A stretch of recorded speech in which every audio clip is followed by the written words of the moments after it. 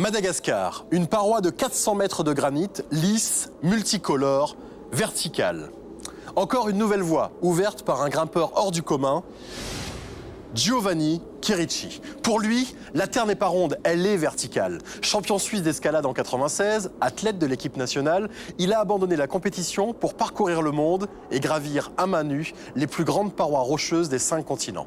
Suspendu par le bout des doigts à plus de 1000 mètres du sol, il apprend l'abstraction du vide, l'écoute de la peur et l'importance du geste. Sur ses mains, chaque millimètre de peau lui est indispensable pour rester agrippé à la paroi.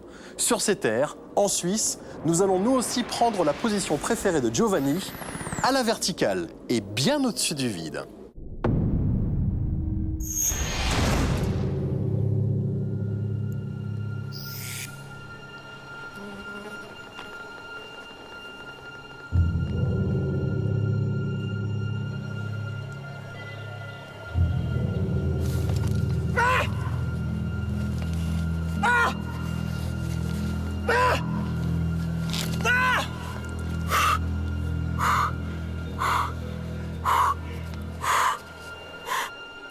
Plus je monte, plus je me sens léger en fait.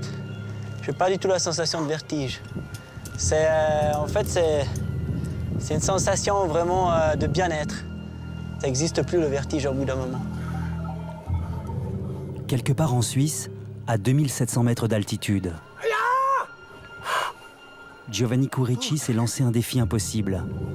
Grimper cette paroi lisse, haute de 700 mètres. Personne n'a réussi un tel exploit.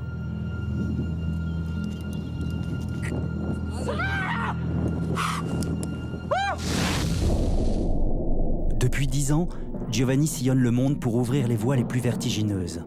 Au Pakistan, en Iran, aux États-Unis, au Mali ou à Madagascar, il a exploré à main nue les plus hauts sommets de la planète. Pourquoi Giovanni est-il devenu grimpeur de grandes parois? Direction cette falaise calcaire, non loin de Genève, le berceau de la Varap, où Giovanni s'entraîne. Ouais, ça, c'est le Salève. Plus précisément, c'est le secteur du triangle.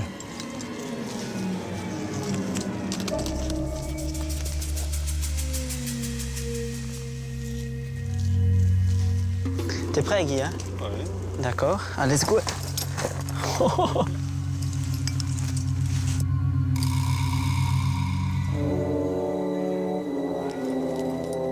Ce qui m'a motivé à grimper, c'est la gestuelle. C'est la gestuelle du corps. C'est ce corps qui s'adapte au rocher. Finalement, tu vas dans une direction avec tout le corps, quoi. Tu peux pas avoir d'hésitation dans un mouvement. Autrement, tu vas jamais le faire, ce mouvement. Ouais, il est très doué, puis il a de l'aisance, beaucoup de facilité pour peut-être moins d'entraînement que la moyenne. Moi, j'ai besoin de beaucoup d'entraînement pour le suivre. Comment Giovanni choisit-il ses parois impossibles? Tout commence à chaque fois par un coup de foudre entre lui et la roche. Ensuite, il la courtise, un peu comme s'ils s'apprivoisaient mutuellement.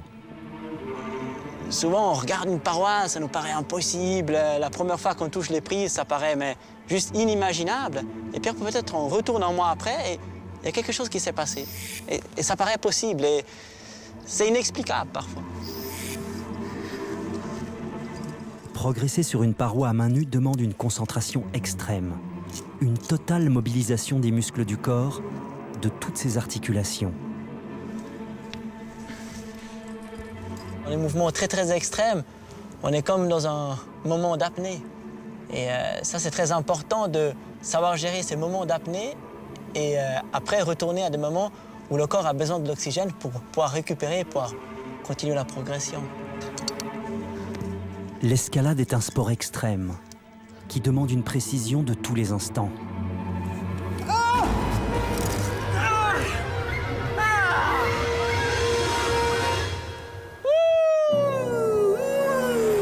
Ça tient à rien. Ça tient surtout à la solidité des équipements d'escalade. Près de Grenoble, nous sommes chez le leader mondial de leur conception avec Mathieu, ingénieur en mécanique. On va aller à la tour d'essai plus communément appelée salle de torture. Pour accompagner les grimpeurs dans leur progression et leur éviter la chute, ici, tout est testé et dans les pires conditions possibles. On va tester un casque qui est ici depuis 24 heures dans un congélateur. 24 heures dans un congélateur pour reproduire le froid parfois extrême de la montagne. Donc là, c'est un test de perforation avec une masse de 3 kg qui tombe de 1 mètre.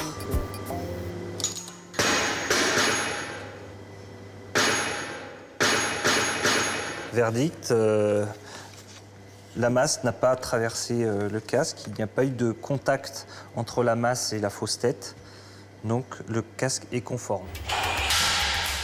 Tous les équipements sont poussés à la rupture.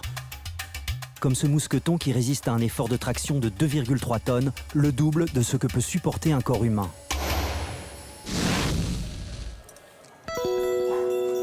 Mais ces équipements toujours plus innovants ne garantiront jamais la vie à 100% des grimpeurs de l'extrême. Il faut quand même être très rationnel, très raisonnable. Faut pas tout d'un coup se laisser emporter par des émotions ou des peurs. Faut pas que la peur nous envahisse complètement, sinon on devient angoissé et puis elle nous bloque. Mais en même temps, c'est clair qu'il faut l'écouter. Écouter sa peur et surtout la dominer. C'est le secret de Giovanni Quirici qui nous montre que l'homme et la nature vont encore bien ensemble.